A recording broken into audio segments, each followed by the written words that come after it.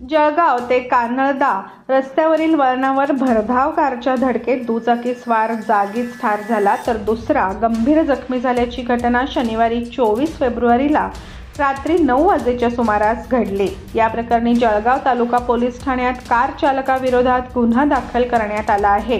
दरम्यान शासकीय वैद्यकीय महाविद्यालयात नातेवाईकांनी गर्दी केल्याचेही पाहायला मिळाले। पंकज राजेंद्र मराठे, वय वर्ष 34, राहणार कानळदा, जळगाव असे मयत तरुणाचे नाव आहे। जळगाव तालुक्यातील कानळदा येथे पंकज मराठे हा तरुण आपल्या आई वडील आणि 2 भावांसह वास्तव्याला आहे।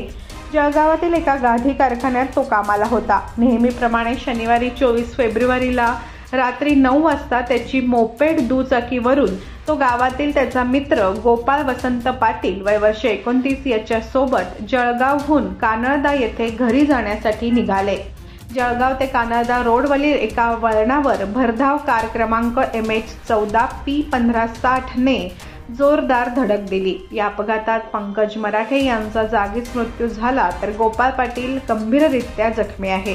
दोघांनाही शासकीय वैद्यकीय महाविद्यालयात दाखल केले असता पंकज मराठेला मयत घोषित केले, तर गंभीर जखमी झालेले गोपाळ पाटील याला खासगी रुग्णालयात दाखल करण्यात आले।